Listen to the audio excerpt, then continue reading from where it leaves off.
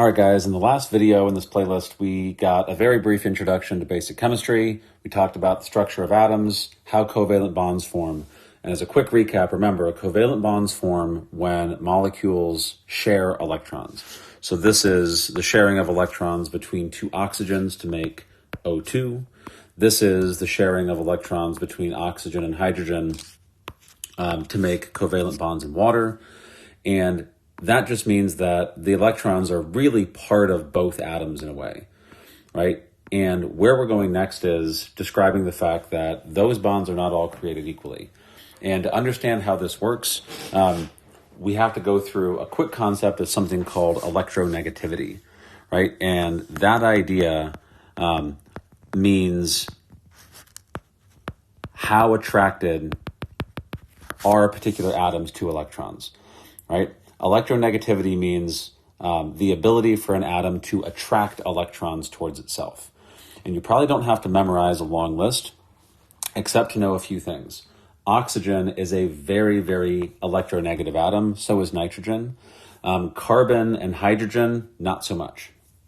Okay, so what ends up happening is if you get a bond between oxygen and hydrogen, since the oxygen is more electronegative, the electrons get pulled in this direction, right? And the way you can do it is draw your arrow towards the more electronegative atom, put a little cross on the end. The plus tells you which end is going to have the positive charge, right? And this little squiggle here is the Greek letter delta.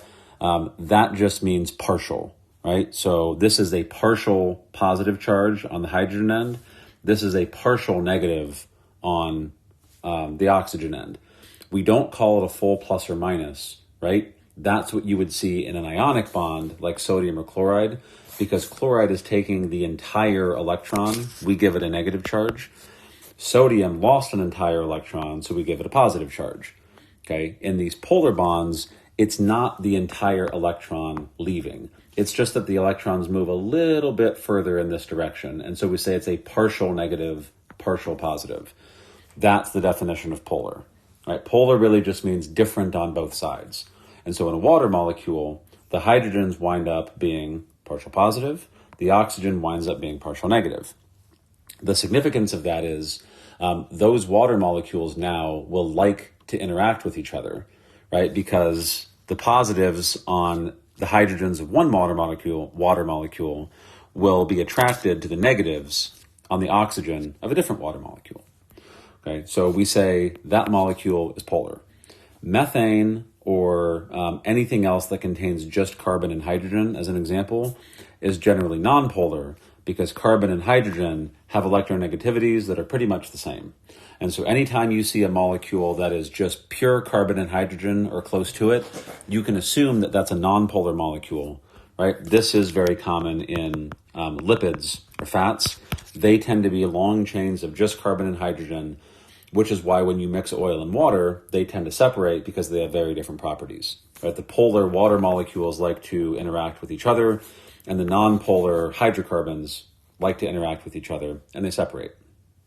Okay. Now, exceptions to this.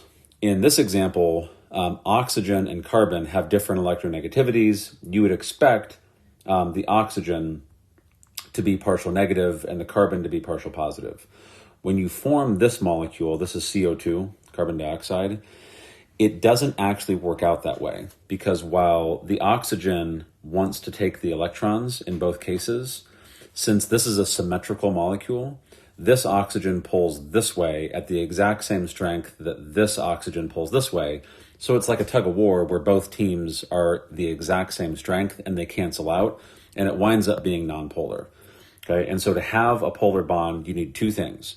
A difference in electronegativity, like between oxygen and hydrogen, and the molecule has to be asymmetrical so that the two forces don't just completely cancel each other out. All right, for the sake of biology, remember polar, you can think of polar as meaning the same thing as water soluble, right? Things that are polar are going to dissolve easily in water. You can also think of them as being hydrophilic because that effectively means the same thing. They like water. Anything that's non-polar, you can think as being lipid soluble, right? It's going to like to dissolve in fats. Or you can think of it as being hydrophobic, right? Doesn't like water. Like a phobia, it's afraid of it. Right, so polar molecules are hydrophilic and water soluble. Non-polar molecules are hydrophobic and lipid soluble. All right, so let's take a look at what that means for water. In this schematic, the large red balls represent oxygens. The smaller white ones represent hydrogens. So each of these is one water molecule, right? One H2O. And what you get is, just like we said, the partial negative of oxygens is attracted to the partial positive of hydrogens because just like magnets, positive and negative attract. And so you can think of these molecules, I call them molecular magnets because as long as you line up the positive and negative ends with each other, you'll form an attraction. Okay, and this one water molecule can form these hydrogen bonds with many, many other water molecules, right? And so what ends up happening is they all grab onto each other and it makes it difficult for them to separate, right? That's going to give us some interesting properties that mean a lot for biology and life in general, and we'll get into those in the next couple slides. The one thing to clarify really quickly, just to make sure you're not mixed up, is remember, we say that one individual molecule is polar, and so the bonds within one water, those are polar covalent bonds, right? The bond between two waters, that is the hydrogen bond, okay? And compared to the polar covalent, the hydrogen bond is much weaker, it's more temporary. The polar covalents are much more strong and stable and permanent. So make sure you're differentiating between covalent bonds within a water, hydrogen bonds between waters. Okay, so what kind of properties does this give us? A few things. One, when water freezes into ice, the crystal structure of ice is determined by the way those positive and negatives line up, right? Partial negative oxygen, partial positive hydrogen. When that crystal structure forms, it takes on a very specific geometric shape and everything expands a little bit. The expansion that happens to give you that geometric shape makes the volume go up a little bit, right? And when it comes to density, remember, density is just mass per unit volume. How much mass do you have in a certain space? And if freezing makes the volume of the space expand, your density goes down. This is the entire reason that ice is less dense than liquid water and floats to the surface. It might not seem immediately obvious why that matters for biology, but if this didn't happen, then when lakes froze, if the ice sank to the bottom, the entire lake or ocean would become one solid ice cube, and it'd be very, very difficult for fish or other species to live in that water because there'd be no liquid left. It would just be one big giant ice cube, right? All right, another thing that this does for water is it makes it very good at dissolving anything that's also polar or anything that has a charge, right? So we saw in the previous video that NaCl forms an ionic bond so that when they split apart, right, if you add sodium chloride, that's table salt, to water as a solvent, the sodium splits apart and lets go of an electron, takes on a positive charge. The chloride splits apart and takes that electron, takes a negative charge.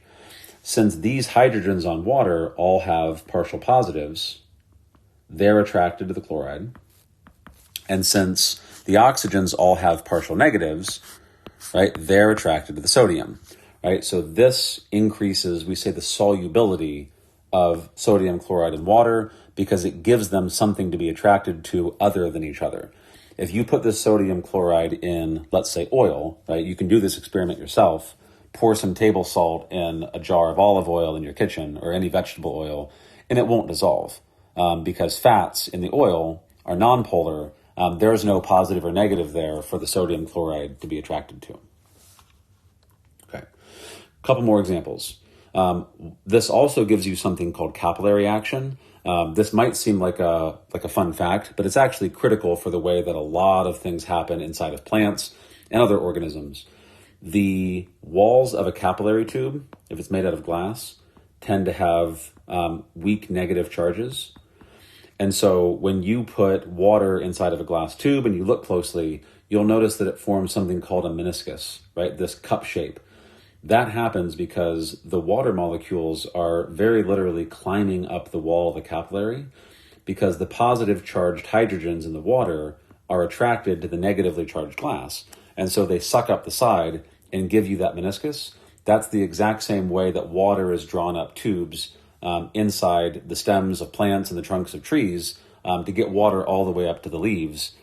They pull their way up by that positive and negative attraction that gives you capillary action.